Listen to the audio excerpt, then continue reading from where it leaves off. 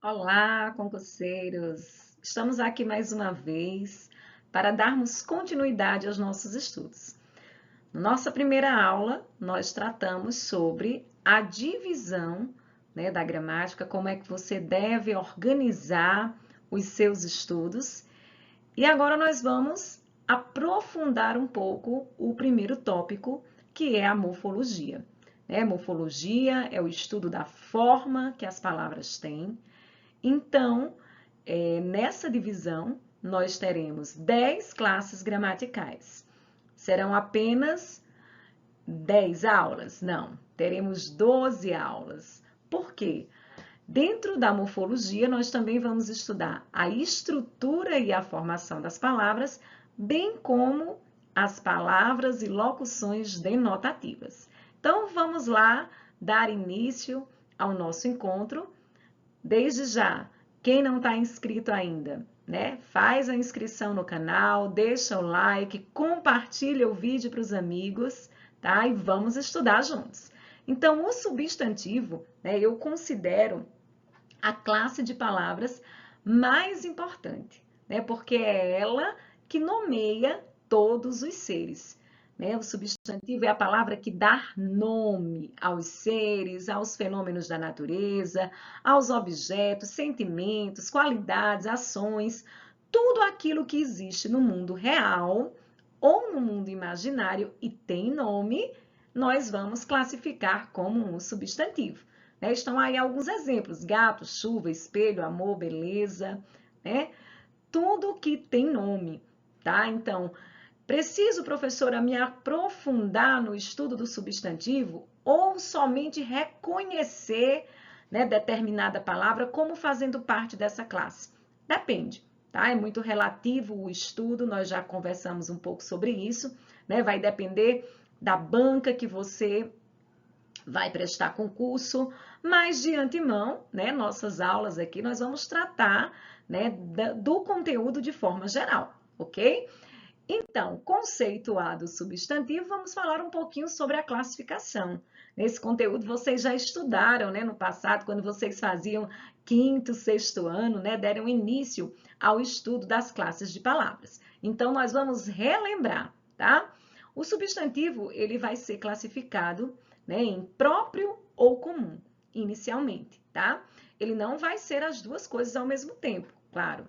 Ou ele é próprio, ou ele especifica, um só ser daquela espécie, ou então ele nomeia todos os seres da mesma espécie, A gente aprende, inclusive, que os nomes próprios devem ser escritos com letra maiúscula. E isso não é à toa, Porque ele está particularizando algo ou alguém, ok? Com relação aos substantivos concretos e abstratos, sempre fica aquela duvidazinha: concreto é o substantivo que eu posso pegar? Não, não, não, gente. Concreto é aquele substantivo que tem existência própria, certo? Independente de você poder pegar ou não. Eu costumo dizer para os meus alunos que sempre que você tiver na dúvida, tenta, imaginar, desenhar na sua mente, tá? Esse substantivo. Se você conseguir projetar uma imagem, automaticamente esse substantivo ele vai ser concreto, ok? Por exemplo, a terra, o sol, as estrelas, independente de poder pegar ou não, tá? Os substantivos abstratos, são aqueles que dependem de um outro ser para existir.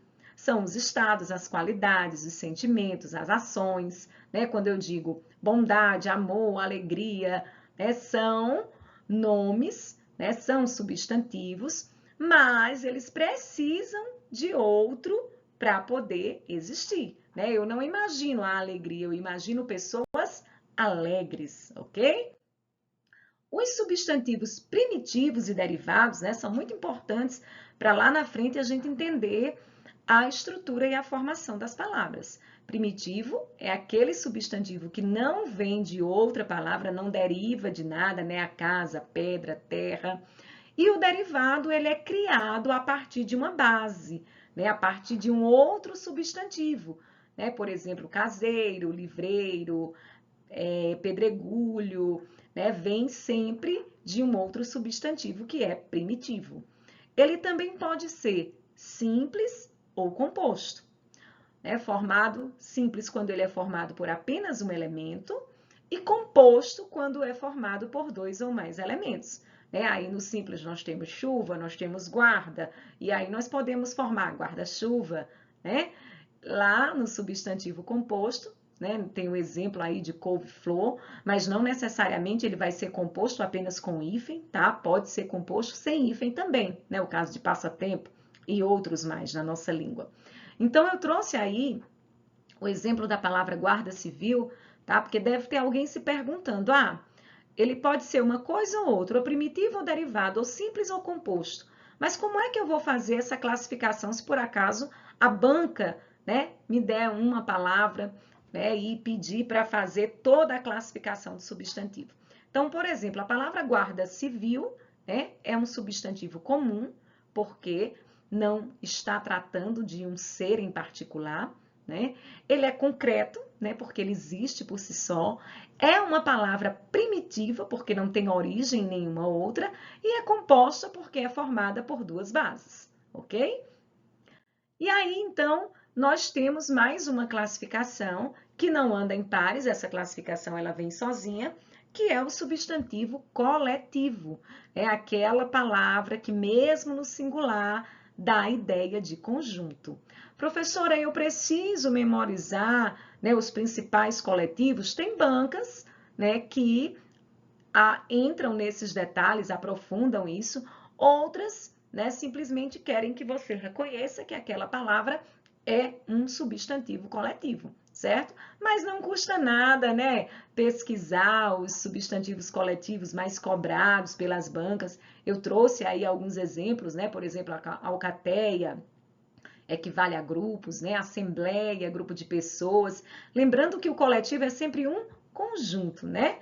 Porém, a palavra vai estar lá no singular. Então, tratadas as classificações, nós vamos entrar um pouco na flexão do substantivo. Inicialmente, vamos falar sobre o gênero. Nesta nossa aula de hoje, nós só vamos aprofundar o gênero e o grau. Nós não vamos tratar da flexão de número. Por que não, professora? Eu só gosto de trabalhar a flexão de número, principalmente das palavras compostas e substantivos compostos, quando eu trabalho todas as outras classes, porque na regra da flexão das palavras compostas, nós vamos precisar ter outros conhecimentos, né, sobre algumas outras classes, tá certo? Então, vamos focar hoje no gênero e no grau do substantivo. O gênero do substantivo ele é dividido em dois, né? Os substantivos biformes e os substantivos uniformes, tá? Primeiramente, eu quero lembrar que é importante saber que na nossa língua toda palavra ela está ligada, né, a um gênero, certo? Ou, né, ela é uma palavra que nomeia, né, que ela é sobrecomum, ela é relacionada tanto ao masculino quanto ao feminino, certo? Mas as palavras elas vão estar, né, as que são biformes, dentro, né, dessa classificação. E o que significa ser biforme, professora? Ela apresenta duas formas, uma para o masculino e uma outra para o feminino, tá? Isso não quer dizer também, né? Muita gente acha que feminino termina em A, masculino termina em O. Nem sempre vai ser dessa maneira, tá? Nós vamos ter aí, por exemplo, masculino bode, feminino cabra, né? O masculino cão, o feminino cadela, masculino homem, o feminino mulher, né? Nem sempre nós vamos ter essa oposição O-A, por exemplo, gato, gata. Alguns substantivos sim, mas a maioria deles não. Porém, né, lembrando, substantivo biforme é aquele que tem duas formas, ok? Uma para o masculino e outra para o feminino. Já os substantivos uniformes, eles serão divididos em três grupos, né? É aquele substantivo que somente, né, temos ali um termo só que especifica uma forma para especificar o masculino e o feminino, ok? E ele será chamado de epseno, né, quando ele apresentar apenas um gênero, referindo-se aos animais. Veja que nem todo nome de animal vai se enquadrar nessa classificação. Há pouco nós vimos, né, cão, cadela, gato, gata, que fazem parte dos substantivos biformes. Mas outros nomes de animais têm apenas uma palavra para a identificação do gênero, né? Por exemplo, a borboleta, né, o boto, a cobra. Então, para diferenciar o masculino do feminino, nós vamos fazer uso aí das palavras macho e fêmea, certo? Então, a andorinha é macho, a andorinha é fêmea, mas o substantivo é um só. Em seguida, nós teremos os substantivos sobrecomum, que é aquela palavra que também só apresenta um gênero para fazer referência, né, tanto ao masculino quanto ao feminino. A criança, o algoz, o defunto, o apóstolo, né? Nós temos apenas uma palavra para os dois gêneros. No substantivo comum de dois gêneros, nós também teremos apenas uma palavra. Porém, né, nós vamos fazer uso aí do artigo ou de um pronome que acompanhe essa palavra, e esse artigo ou esse pronome, quando acompanhar a palavra, vai sim trazer essa ideia de masculino e feminino. Por exemplo, a palavra artista, né? Eu só vou conseguir diferenciar, né, o masculino do feminino se fizer uso aí de um determinante, ou artista, a artista, uma artista, né, vai precisar da ajuda de um determinante do substantivo, uma palavra que acompanhe, né, para fazer essa diferença, né, porque o substantivo é um só. Comum de dois, porque eu consigo diferenciá-lo, né, com o uso dos determinantes do substantivo, certo? Para tratar do grau, né, do substantivo, é importante, né, nós lembrarmos que nem sempre toda palavra que tem ão é aumentativo, nem sempre toda palavra que tem inho quer dizer zinho, inho, diminutivo, tá? É preciso observar o contexto em que a palavra está empregada para, de fato, né, nós observarmos se trata ali do aumentativo ou do diminutivo. Por exemplo, Maria é um amorzinho, né? Eu não quero dizer que ela é um amor pequeno. José tem um fogão, fogão, né, é um utensílio doméstico, não quer dizer que ele tem um fogo grande, certo? Então, não é porque termina com ão, né, que estará no aumentativo, ok? Então, mas o aumentativo é aquela palavra que indica o aumento, né, de um ser, de uma coisa, certo?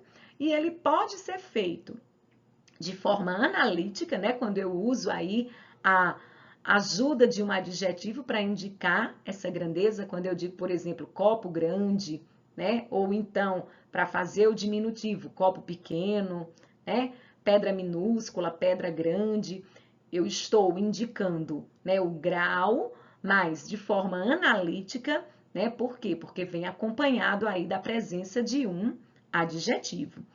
Mas nós também podemos ter tanto os aumentativos como os diminutivos, tá? De forma sintética, que é quando eu vou fazer uso de um sufixo. Professora, o que é um sufixo? É aquele elemento, né? Aquela desinência que eu vou colocar lá, né? Após a base da palavra, após o radical, e vou formar uma outra palavra. Né? Por exemplo, com o sufixo ão, eu posso formar paredão, né? Que vem de parede. Com o sufixo arra, bocarra, né? Com o sufixo ásio, copásio, né? Um copo grande, certo? E com também o auxílio dos sufixos, eu posso formar o diminutivo, né? Lembrando que quando eu fizer uso de sufixo, eu vou estar utilizando a forma sintética, né? Sintetizada. Tanto faz ser com ideia de aumentativo ou ideia de diminutivo, né? Por exemplo, o sufixo acho, né? Para formar o riacho, ejo para formar um lugarejo, né? Lembrando que a gente muitas vezes, né, não faz a associação de algumas palavras sendo diminutivo ou aumentativo por desconhecer, né, a forma correta em que essas palavras estão aumentadas ou diminuídas, tá certo? Então, vale a pena, né, aprofundar um pouquinho o conteúdo, rever a aula, tá? Para poder, né, absorver de fato todas essas informações. E aí, por final, né, fechando esse bloquinho, essas nossas aulas, elas serão curtas, tá? Vídeos curtos de 10, 15 minutos, para que você possa, né, fazer aí os seus estudos de uma maneira mais objetiva, de uma forma mais direta, tá certo? Então, nesse último slide, eu trouxe aí uma questão para nós explorarmos um pouquinho os nossos estudos aí sobre o substantivo. Essa questão especificamente vai tratar do gênero do substantivo. Essa questão é da banca Urca, tá? E aí a banca diz o seguinte: há palavras que possuem um só gênero gramatical para designar ambos os sexos. Marque a alternativa em que só aparecem esse tipo de palavras. Então, o que a banca está querendo? Que você encontre a alternativa em que nós tenhamos substantivos sobrecomuns, tá? Então, letra A, ela diz a criança. Então, vamos pensar. A criança tanto serve para o homem como para a mulher. A vítima, tanto para o masculino como para o feminino. Já a palavra o selvagem, né? Eu posso fazer uso aí, né, do artigo o selvagem, a selvagem. Então, aí nós teremos uma palavra comum de dois gêneros. Na letra B, né, nós temos a testemunha, que é sobrecomum. A patroa é um substantivo biforme. A patroa, o patrão. O mestre é um substantivo comum de dois gêneros. O mestre, a mestre. Também não é nosso gabarito. Letra C, a vítima. Aí nós temos, né, uma palavra sobrecomum. O cônjuge, tanto faz para o masculino como para o feminino. E a criança também, já vimos lá na letra A. Letra D, a criança, já sabemos que ela é sobrecomum. A testemunha, também sobrecomum, mas o agente não. O agente, a agente, temos uma palavra comum de dois gêneros. Letra E, a vítima, sobrecomum. O jovem, comum de dois gêneros. O jovem, a jovem. E o parente, a parente. Também nós teremos aí uma palavra comum de dois gêneros. Então, nosso gabarito é realmente a letra C, certo? Então, encerramos aqui a nossa aula sobre o substantivo, lembrando que a flexão de número nós só trataremos depois que concluirmos todas as classes gramaticais, porque a gente precisa desse conhecimento todo para tratar da flexão dos substantivos compostos, tá? De número, é claro, flexão de número. Então, continue aí atento às nossas aulas, né? Compartilhando aí o vídeo para os amigos, pedindo para os amigos se inscreverem no nosso canal e nós traremos em breve a aula 2 de morfologia sobre o adjetivo. Tchau, tchau, concurseiros!